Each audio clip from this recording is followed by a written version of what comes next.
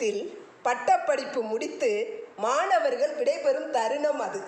அப்போது அங்கிருந்த ஒரு பேராசிரியர் மாணவர்களை பார்த்து, மானிட பிறப்பு மிகவும் உயர்ந்தது.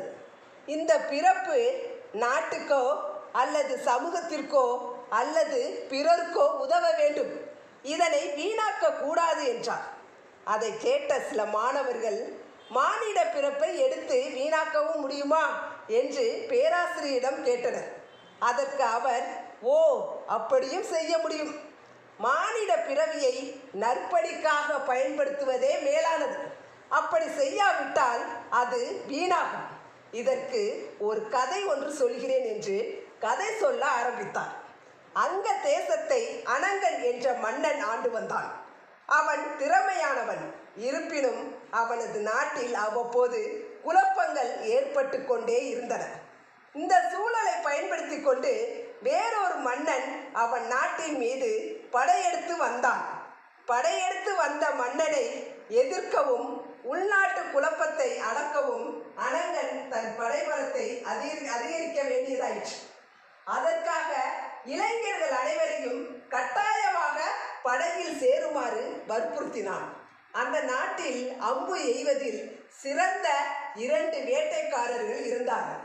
அவர்களை தனது படையில் சேர்க்க மன்னன் ஆள் அனுப்பினான். ஆனால் அந்த வேட்டைக்காரர்களுக்கு காட்டில் வேட்டையாடுவதில் தான் விருப்பமே தவிர போரில் ஈடுபட விருப்பமில்லை. அதனால் அவர்கள் வீரர்களின் கண்ணில் படாமல் காட்டிற்குள் ஓடி ஒளிந்து கொண்டார்கள்.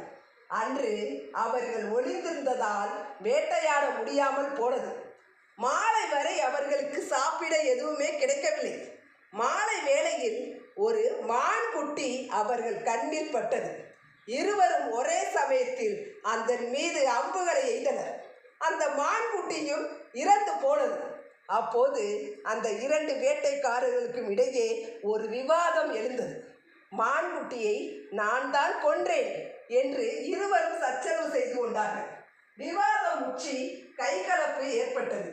இறுதியில் ஆத்திரத்தில் இருவரும் தங்கள் கத்திகளால் ஒருவரை ஒருவர் குத்தி கொண்டு அங்கேயே மடிந்தனர். அதற்கு பேராசிரியர் வழங்கிய விளக்கம் என்ன தெரியுமா?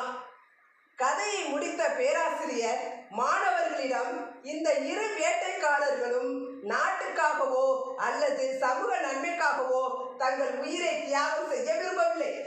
ஆனால் ஒரு சாதாரண மான்குட்டிக்காக தங்களுக்குள் சண்டையிட்டு ஒருவரை ஒருவர் குத்தி கொண்டு இறந்தார்கள்.